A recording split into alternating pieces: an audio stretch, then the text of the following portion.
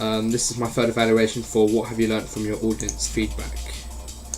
So, as we said in the group video, we done audience research through physical copies of questionnaires, online questionnaires, focus groups, and even getting in contact with the industry. Now, we've learned we used the information that we got from that and stored it on rare occasions, such as our questionnaires, but we'll talk about it later. We put into like data graphs, so just display information, but we'll get onto that. The first point was we obviously we had interviews with industry people in the entertainment industry that quite helped. Basically, my own personal links within the industry came to use, where I got to talk to one of the people I know who works within Microsoft Studios about basically how, like, the film industry in general. Now, although it's not the route they take because they're in the gaming industry, it was close enough. Microsoft Studios started to become a part of the film industry with a TV series that they're creating, what should be launched late 2014 or early 2015. So, I mean, it was close enough. From that, we got feedback on like top directors, how these directors are known for, like people like Michael Bay for their action type of films, things like that. We got feedback. We got good feedback on like high class, like what's the word for it? Top end films and companies. Now, although we're a small production and we're not going to be obviously a five-star blockbuster film, and we understand that, obviously being a short film production team, we did use that as we understood how the public in general and within the industry recognise directors from the material they make, and obviously the genres that they're in. As stated, Michael Bay for action films, or like massive explosive and stuff like that. So really graphical, digitally advanced films. For example, his Transformer films, stuff like that. So I mean, although it was a bit sidetracked, it was a necessary.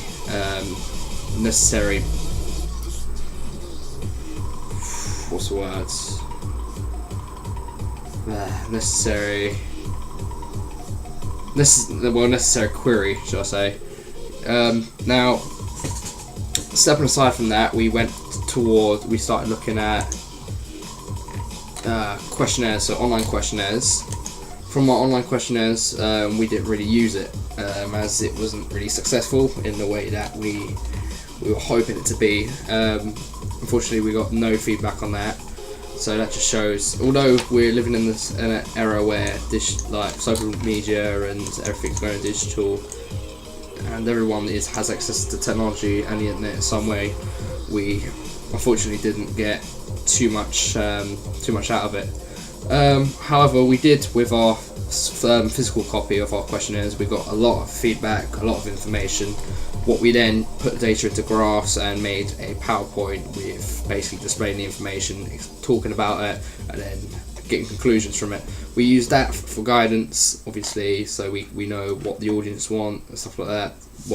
It was quite a necessary part of our development, as it gives us an indication on what the audience want, how much they engage with such material, and their own opinions. And surprisingly, a lot of people did know about social realism. What we found, what was quite surprising, as prior to the media studies course I had, many others had no clue what social realism was. So that was quite a nice indication on how the audience, not just a small select but a wide majority, do engage with like social dramas, social realism films, and like TV series and stuff like that. So I mean, we know our age group do watch television quite a lot, watch films, they follow TV series and stuff like that. So I mean, it was quite reassuring, to say the least. Now, what we've learned,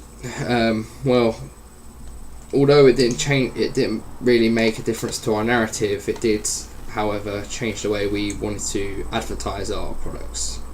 Now, we made an mobile application, through Visual Studio as an IDE, where apps are made on that form of software and published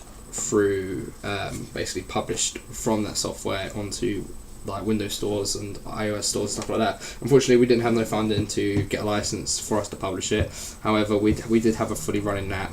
Although we had issues with the programming language where it was the compatibility with like YouTube making pulling requests for the video, streaming the video through onto the app did become a challenge, and it didn't really work.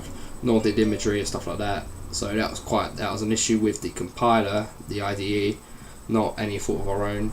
So that was quite unfortunate. But we have a video displaying how it would be used and how the public would have interacted with it, to say the least.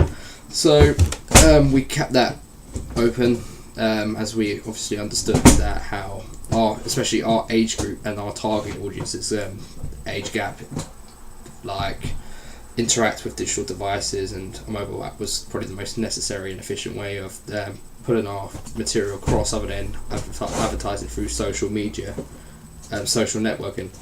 Now to social networking, we created a Facebook and Twitter page and a YouTube channel to put our material on and keep the audience updated.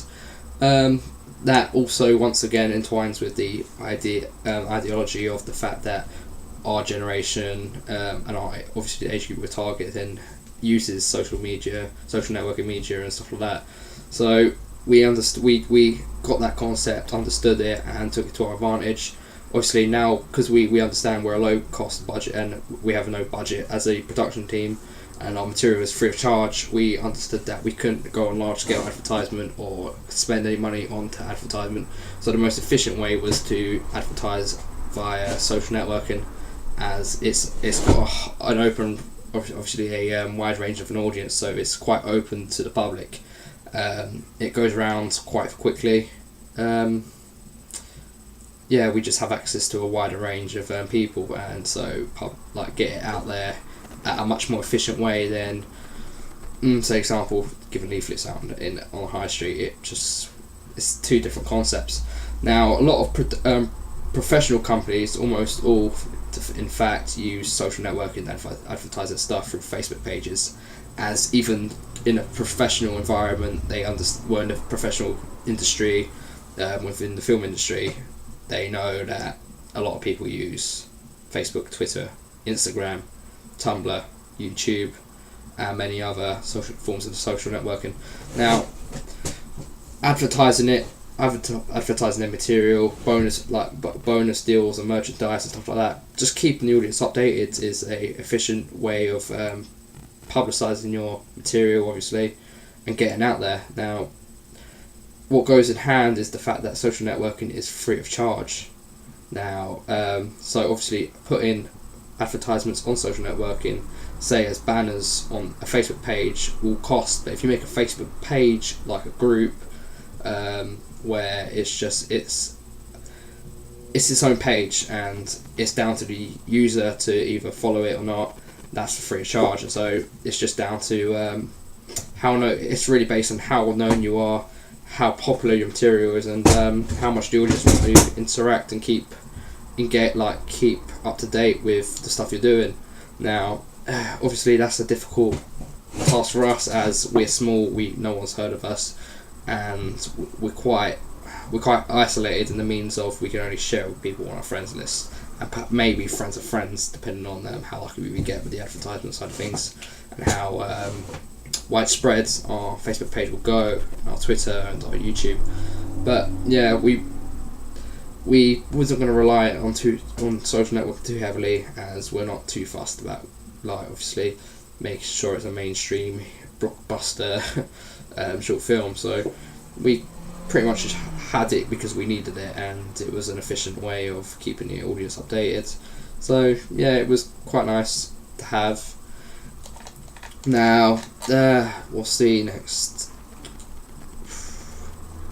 Focus groups.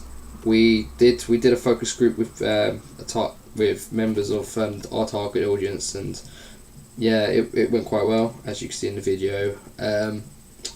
We didn't take too much away from it, as our questionnaires offered much more reliable information, as it was easier to interpret once we graphed it up. Now, following onto our questionnaire, the questionnaire, well, like I said earlier, was the best method of getting feedback and obviously putting it into a digital graph. So we could clearly illustrate what information we got, take clear guidance, discuss, analyze, and see anything we can work on to ensure that we do make it as our material as appealing as possible. So in the long run, overall, the audience feedback had I wouldn't say a significant role, but it did have a huge role in the way we saw how we would publicise our material, how we were out to try and make the audience engage with it, and it did kind of shape the narrative. Although we had a narrative clear from the start, it did make us want to challenge the way. I wouldn't say challenge. I'd say more it was more like we had more options based on the fact that we could work around something that would appeal to that audience, and we went into quite an emotional route with the fact of single parents and children not knowing one parent, one father, one mother. So yeah, we took that approach, and it does appeal to, it does relate to a lot of people, because not everyone is fortunate to know both their parents. So we took quite a soft approach to it. Obviously followed it quite closely, ensured that it was appropriate. It sent reassurance and escapism to our audience, and I think overall our material possibly could have done that. So yeah, our audience was quite reliable, it was valid, and yeah, overall it was pretty good.